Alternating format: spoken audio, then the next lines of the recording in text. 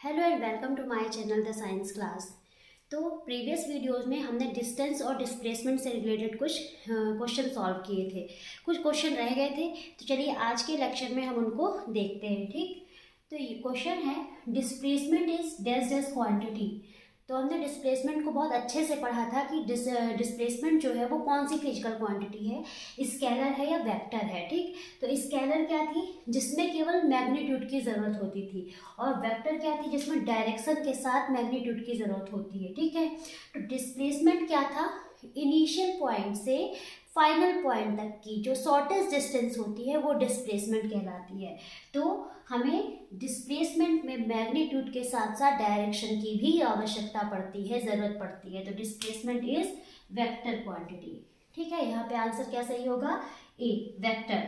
Second question है आपका, an object has moved through a distance, can it have zero displacement, if yes support your answer with example. ठीक है, क्या question पूछ रहा है कि कोई ऑब्जेक्ट अगर मूव करता है, किसी डिस्टेंस को तय करता है, कोई भी object, and object has move through a distance, can it have zero displacement. बिल्कुल, उसका डिस्प्लेसमेंट जीरो हो सकता है। अभी प्रीवियस लेक्चर में ही हमने क्या देखा था कि कोई a object A B C D point को क्या करता है, इन पॉइंट पे चलता है और फिर से वापस कहाँ आ जाता है, ए पॉइंट पे ही आ जाता है।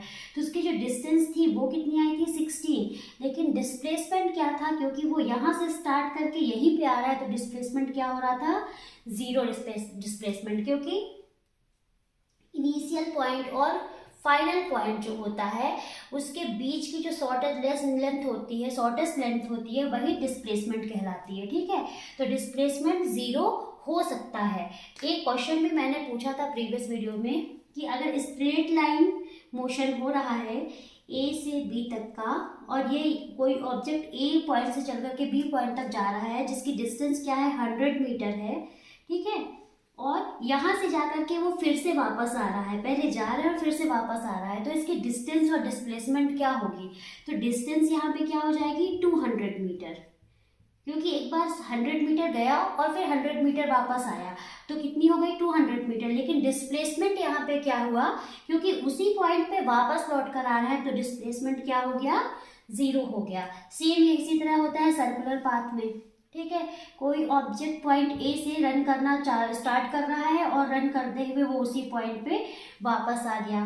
ठीक है, तो ये इसकी कितने मीटर थी, चलो यहाँ पे 500 मीटर, और डिस्प्लेसमेंट क्या हुआ, यहाँ पे जीरो हुआ। ठीक है, तो ये इफ ये support your answer with example, तो आपका ये एग्जाम्पल हो जाएगा। फिर है, which of the following true for displacement, it can not be zero, it magnitude is greater than distance travelled by its object. It can not be zero बिल्कुल गलत है, क्योंकि डिस्प्लेसमेंट जीरो हो सकता है।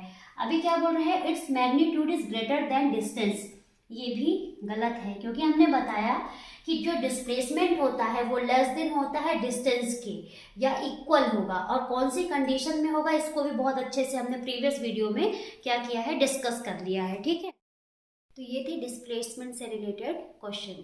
तो डिस्टेंस और डिस्प्लेसमेंट आपका जितना क्लियर होगा उतना ही इजी होगा आपको आगे पढ़ने में। ठीक है, तो अब नेक्स्ट पढ़ते हैं अपन स्पीड एंड वेलोसिटी।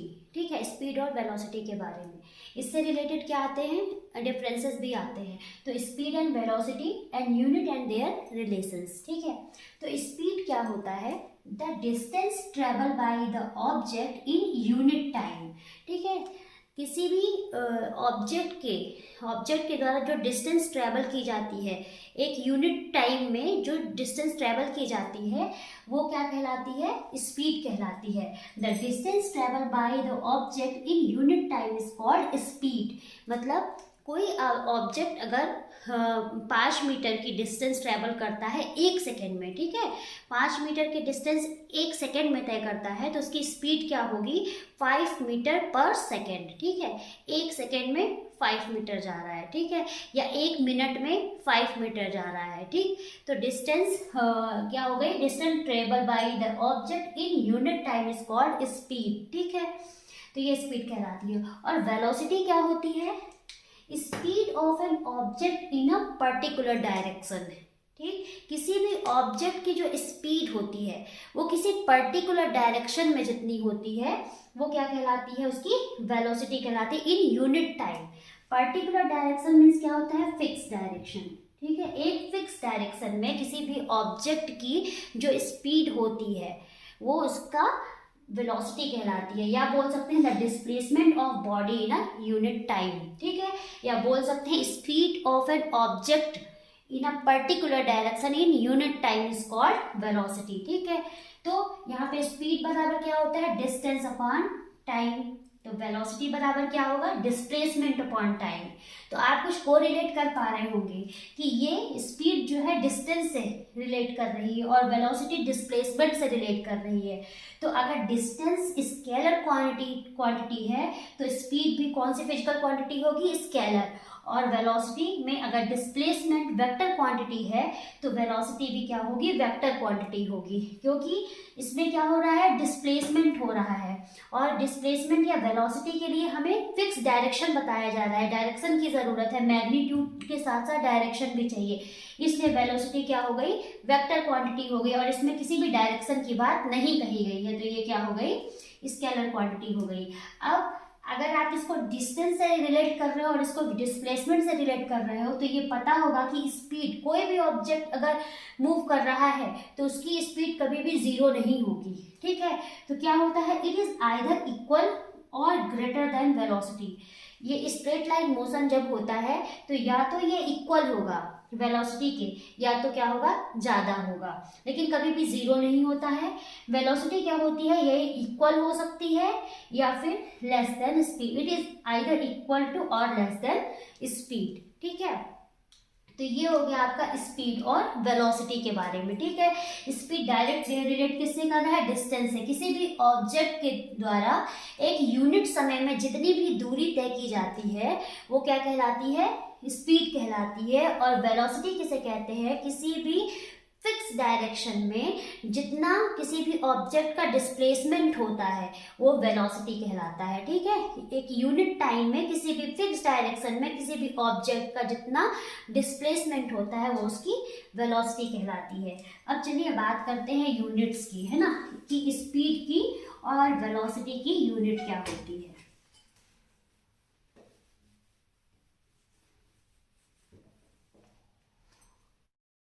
चलिए अब बात करते हैं यूनिट्स की। ठीक है, तो स्पीड की यूनिट क्या होती है, स्पीड और जो वेलोसिटी होती है दोनों की यूनिट्स क्या होती हैं, सेम होती हैं। ठीक, हमने बताया अभी कि स्पीड किससे रिलेट करता है, डिस्टेंस से, और वेलोसिटी डिस्प्लेसमेंट से रिलेट करती है। ठीक है, तो स्पीड इज इक्वल टू होता है डिस्टेंस अपॉन टाइम।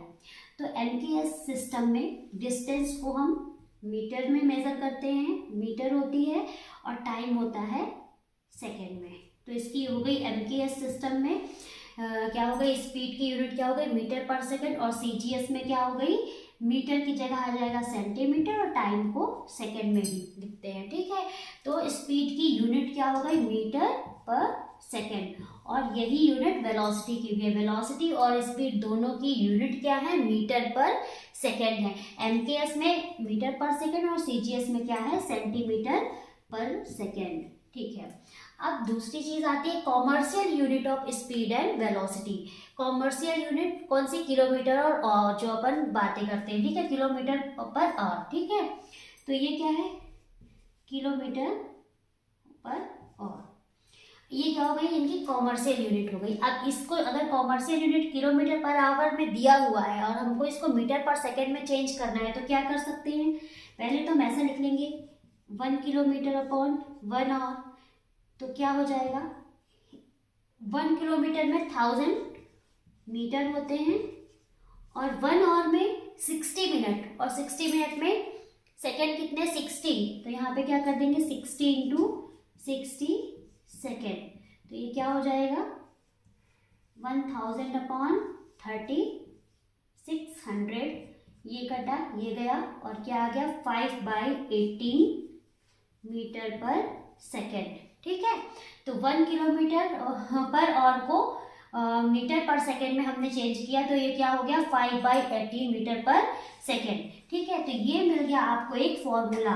अगर कहीं पे किलोमीटर पर आवर को मीटर पर सेकेंड में चेंज करना है तो फॉर्मूला क्या यूज होगा, kilometre per our is equal to होता है 5/18 मीटर पर सेकेंड, ये फॉर्मूला यूज होता है। ठीक है, अब जैसे क्वेश्चन है 90 किलोमीटर पर आवर, हमको आंसर चाहिए मीटर पर सेकेंड में, तो हम क्या कर सकते हैं 90 इंटू 5/18 मीटर पर सेकेंड, इसको से कट किए कितना आ गया 25 मीटर पर सेकेंड। ठीक है, फिर नेक्स्ट क्वेश्चन ले लो 18 किलोमीटर पर आवर, इसको मीटर पर सेकेंड में चेंज करना है तो क्या हो जाएगा 18 इंटू 5/18 मीटर पर सेकेंड, ये कट हो गया, क्या आ गया 5 मीटर पर सेकेंड। ठीक है, तो ये हो गया आपका कन्वर्जन। ठीक है, किलोमीटर पर आवर को मीटर पर सेकेंड में चेंज करने के लिए 5/18 का क्या करना है मल्टी। तो चलिए अब बात करते हैं हम अपन एवरेज स्पीड और एवरेज वेलोसिटी की। ठीक है, तो स्पीड पढ़ने के बाद अब बात आती है एवरेज स्पीड की। तो एवरेज स्पीड क्या होती है, जैसे आपको मैं बोल रही हूँ कि आप घर से स्कूल तक जाओ। ठीक है, तो आप घर से जब चलोगे तो आपकी स्पीड 0 रहेगी, फिर क्या करोगे थोड़ी तेज़ साइकिल चलाओगे या गाड़ी क्या करोगे थोड़ी तेज़ चलाओगे, फिर ब्रेकर आएगा तो गाड़ी थोड़ी धीमी कर दोगे, फिर तेज़ चलाओगे फिर धीमी चलाओगे, तो ऐसे कर करके आपकी स्पीड क्या हो रही है, कभी ज़्यादा हो रही है कभी कम हो रही है, और फिर आप जाकर स्कूल पहुंच रहे हो। ठीक है, तो जब किसी ऑब्जेक्ट की स्पीड जो होती है वो कंटिन्यू एक ही नहीं रहती है, कभी कम कभी ज़्यादा या बदलती रहती है, तो ऐसी स्पीड को हम क्या बोलते हैं एवरेज स्पीड बोलते हैं। ठीक है, तो average speed is equal to होता क्या है, एवरेज स्पीड को हम VAVG ऐसा लिखते हैं। Average speed is equal to होता है total distance travelled upon total time taken. ठीक है, total distance travelled upon total time taken. ठीक है, आप अपने घर से स्कूल जा रहे हो। ठीक है, घर से स्कूल जा रहे हो, तो घर से स्कूल जाने तक का समय कितना है, हाफ आवर है। ठीक है, आधे घंटे लगते हैं आपको अपने घर से स्कूल तक जाने में, और घर से स्कूल तक की दूरी कितनी है 5 किलोमीटर। ठीक, घर से स्कूल तक की दूरी कितनी है 5 किलोमीटर। तो क्योंकि घर से स्कूल तक जा रहे हो तो आपको ये नहीं पता है ना कि वो एक ही स्पीड से चल रहे हो, स्पीड चेंज भी हो रही है बीच बीच में, तो इसकी एवरेज स्पीड क्या होगी, टोटल डिस्टेंस ट्रेवल्ड कितना है 5 अपॉन टोटल टाइम टेकन कितना आधे घंटे, तो ये 2 क्या हो गया ऊपर चला गया, तो 5 इंटू 10 कितना आ गया, सॉरी 5 इंटू 2 10 आ गया। ठीक है, टोटल कितना एवरेज स्पीड कितनी आ गई 10 किलोमीटर पर आवर। ठीक है, ये हो गई आपकी एवरेज स्पीड। अब यहीं पे बात करते हैं एवरेज वेलोसिटी की। एवरेज वेलोसिटी क्या होती है, तो यहाँ पे हमने क्या लिखा है टोटल डिस्टेंस ट्रेवल्ड, और एवरेज वेलोसिटी को भी हम इसी से रिप्रेजेंट करते हैं, और यहाँ पे क्या लिख देते हैं टोटल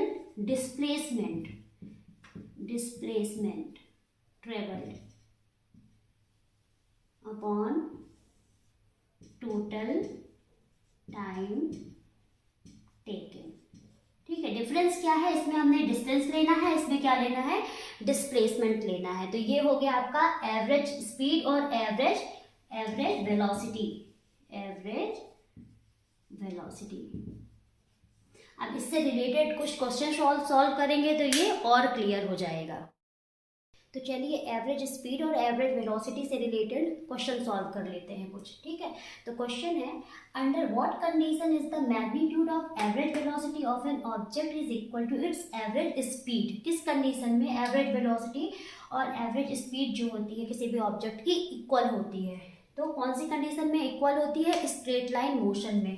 जब कोई ऑब्जेक्ट स्ट्रेट लाइन मोशन करता है तो उसकी जो एवरेज वेलोसिटी और एवरेज स्पीड है वो क्या हो जाएगी, इक्वल हो जाएगी। ठीक है, ये कई बार इसके बारे में डिस्कशन कई बार किया जा चुका है, स्ट्रेट लाइन मोशन, तो ये कोई टफ नहीं है। ठीक है, नेक्स्ट क्वेश्चन पे आते हैं।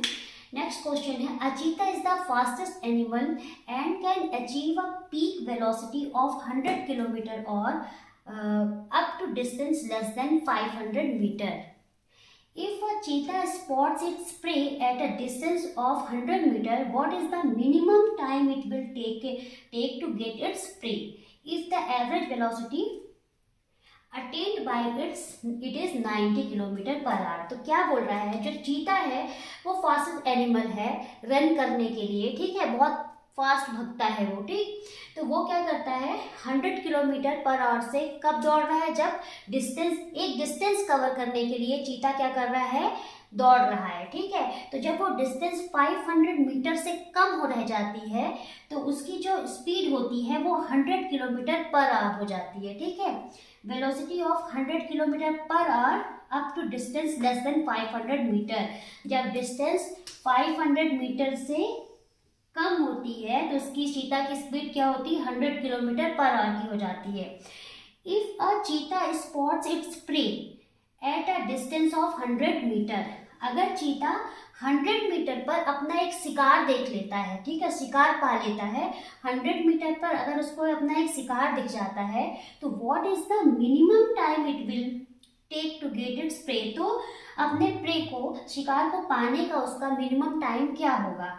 If the average velocity attend bye it's 90 kilometre per our, अगर उसकी एवरेज वेलोसिटी क्या है, 90 किलोमीटर पर आवर की है, ठीक है। तो चलिए सॉल्व करते हैं। अब क्योंकि क्वेश्चन में ही बता रहा है कि जब डिस्टेंस 500 मीटर से कम रह जाती है तो उसकी स्पीड क्या हो जाती है, 100 किलोमीटर पर आवर की हो जाती है, ठीक है। और 100 मीटर में ही उसको अपना प्रे मिल जाता है, शिकार मिल जाता है। तो स्पीड इज इक्वल टू क्या हो जाएगा, speed equal to distance upon time, ठीक है। तो यहाँ पे हमारी स्पीड क्या है, 100 किलोमीटर, 100, डिस्टेंस कितनी है, 100 मीटर, 100, ठीक है, और टाइम कितना है, निकालना है, ठीक। तो 100 इज इक्वल टू, ये मीटर में है तो हम इसको किलोमीटर में चेंज कर देंगे। तो 100 अपॉन 1000 अपॉन टाइम, ठीक है। तो यहाँ से ये 0 और ये 0 कट हो गया और क्या आया, time is equal to 1 upon 1000। और अब इसको सेकंड में चेंज करना है तो क्या हो जाएगा, time is equal to 1 upon 1000 into 60 into 60, ठीक, क्या आया, 36, यहाँ पे 0 तो 3.6 सेकेंड, ठीक है। तो ये हो गया आपका आंसर। चीता को अपने शिकार को पकड़ने में कितना टाइम लगेगा, 3.6 सेकेंड। अब आप पूछेंगे यहाँ पे फिर ये क्यों दिया हुआ है, तो ये आपको कंफ्यूज करने के लिए दिया हुआ है, ठीक है। जब आंसर हमारे बीच क्वेश्चन से ही निकल रहा है तो हम इसका यूज़ क्यों करें। वो बता रहा है कि 500 मीटर से जब कम डिस्टेंस रह जाती है तो उसकी जो स्पीड होती है वो 100 किलोमीटर पर आवर की हो जाती है। तो क्यों ना हम इसको और इसको यूज़ करें और यूज़ करके हमें हमारा आंसर मिल जाएगा, ठीक। तो हमारे एवरेज स्पीड और एवरेज वेलोसिटी से रिलेटेड और भी क्वेश्चन हैं जिनको हम अपने नेक्स्ट पार्ट में लेकर के आएंगे। तो आज के लिए इतना ही, आज के इस लेक्चर में इतना ही। अगर आपको मेरा पढ़ाया हुआ कंटेंट समझ में आता है तो मेरे चैनल को लाइक करें, सब्सक्राइब करें और ज़रूरतमंद बच्चों को शेयर करना ना भूलें। Thank you.